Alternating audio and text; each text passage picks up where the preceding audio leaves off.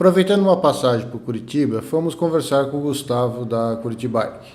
O objetivo era saber como foi construir uma agência de cicloturismo urbano do zero. Ele nos contou os desafios e prazeres de levar turistas e até moradores para pedalar pela cidade. Então, começou em 2010, né? Eu inaugurei a empresa em setembro. Por que em Curitiba? Porque eu já morava aqui, né? Morava aqui desde 2007. Eu vim para Curitiba para trabalhar com música, eu sou músico, na verdade. E sempre usei a bicicleta, fazia faculdade em Florianópolis, usei a bicicleta para tudo. Tanto que com 33 anos hoje eu não tenho carteira de motorista, nem sei dirigir até hoje. Comecei a pedalar e fiz umas pequenas viagens de bike e eu me dei conta que a cidade que eu estava conhecendo depois de 3 anos era uma cidade completamente diferente daquela cidade que eu estava vivendo até então. E como eu estava numa crise profissional com a música também, querendo fazer uma coisa diferente, eu fiquei pensando assim, putz, por que não juntar outra paixão, que é a bicicleta, e não mostrar para as pessoas essa cidade, em vez de elas virem conhecer a cidade do ônibus, a cidade do carro, da van, entendeu? E aí foi daí que surgiu essa ideia, do reencontro com a bicicleta e da grande descoberta de uma nova cidade, depois de estar 3 anos aqui e a partir da bicicleta. Assim, esse tipo de roteiros dentro da cidade, não. O que eu tinha uma grande referência era dos amigos meus lá de Floripa, que é o pessoal da Caminho do Sertão, que já tinha feito viagens com eles, até como amigos mesmo, né? E eu peguei eles implementando o negócio deles. E foi super legal porque eu vi eles desde o comecinho. Então foi uma inspiração, eles foram uma grande inspiração, tipo, no sentido de que eles transformaram a bicicleta no empreendimento. Mas até então eu não tinha visto ninguém que fazia roteiros dentro da cidade. Aí, lógico, quando surgiu a ideia eu fui pesquisar. Eu pesquisei empresas em Paris, uma empresa em Buenos Aires, em Santiago, para pegar referências, tudo pela internet, né? Mas até ter ideia eu nunca tinha visto. Tá, envolveu toda a formalização da empresa, né?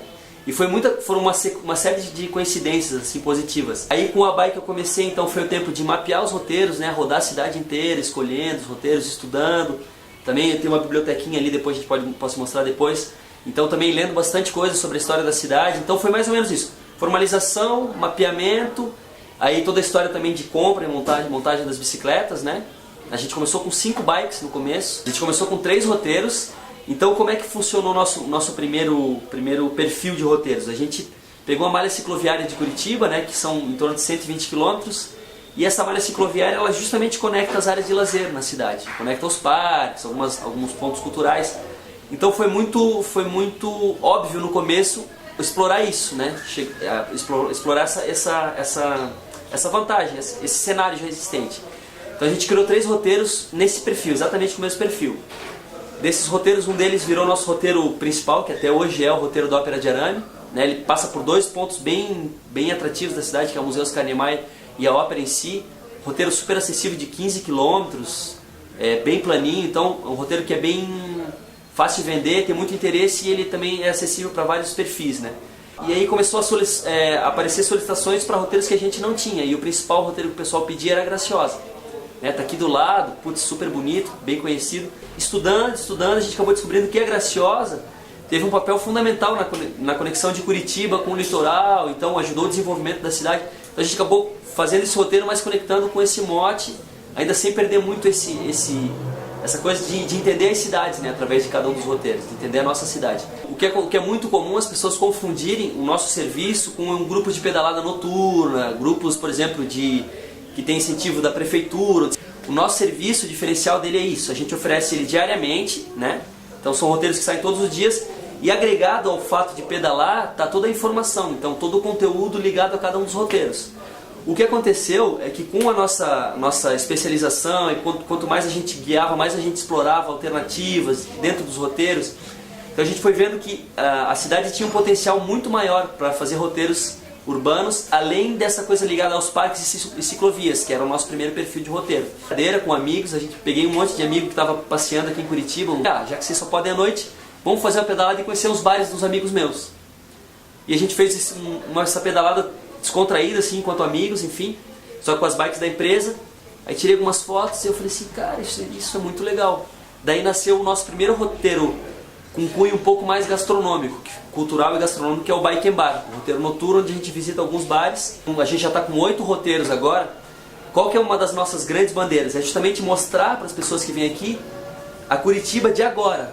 Porque ainda a gente tem muito serviço turístico mostrando a Curitiba de 10, 15 anos atrás.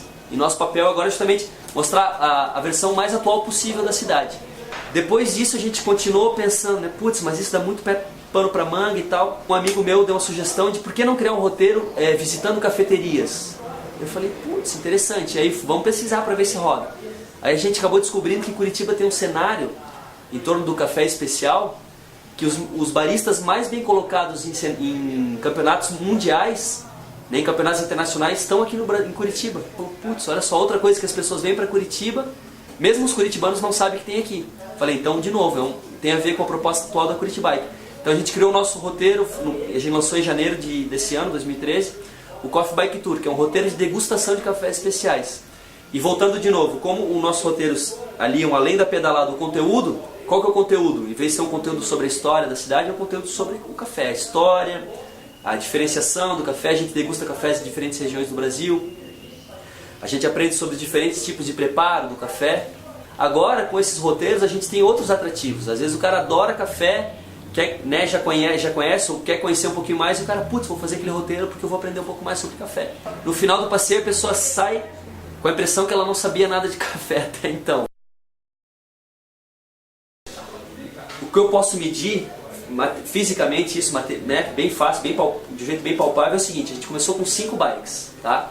E essas 5 bikes no começo davam conta de toda a demanda, porque a gente tinha o único canal de distribuição do cliente chegar até a gente, era o site, nosso site, e alguns folhetos que a gente deixava em pontos de informação, enfim. Como as 5 bikes atendiam, a gente foi indo. Depois, como a gente foi ampliando mais roteiros, começou a implementar a alocação de bike, a gente triplicou a frota, de 5 foi para 15. Então a gente estava com 300%, né, uma capacidade operacional de 300% a mais. Então, e agora atualmente, 3 anos depois, essas 15 bikes já não dão conta. Junta a demanda de passeios nossos, né, os passeios guiados, locação para o cliente final. A gente tem bikes, como eu comentei, a gente tem bikes nossas em alguns hotéis, alguns, né, que são parceiros num projeto de locação. Aí, às vezes, volta e meia tem solicitação de passeio para grupos para empresas, que precisa de 8, 10 bikes. Então, essas 15 bikes já não dão conta do recado. Então, né, pegando o aumento real de capacidade operacional, que é de 300%, mas essa demanda que a gente não consegue atender, a nossa demanda aumentou em pelo menos uns 400%, porque a gente tem vários canais de distribuição agora. São empresas de turismo maiores que vendem nossos passeios, vendem a locação, são sites, são publicações, né, de tradição no segmento, por exemplo, Guia 4 Rodas, a gente está desde 2012 lá. TripAdvisor, tem muita gente, acha a gente pelo TripAdvisor, principalmente estrangeiros. Então aumentou muito a demanda, a gente está tendo que ampliar as bikes para poder continuar atendendo a demanda toda. Então, do começo até agora, 3 anos depois, pelo menos uns 400% a mais de procura.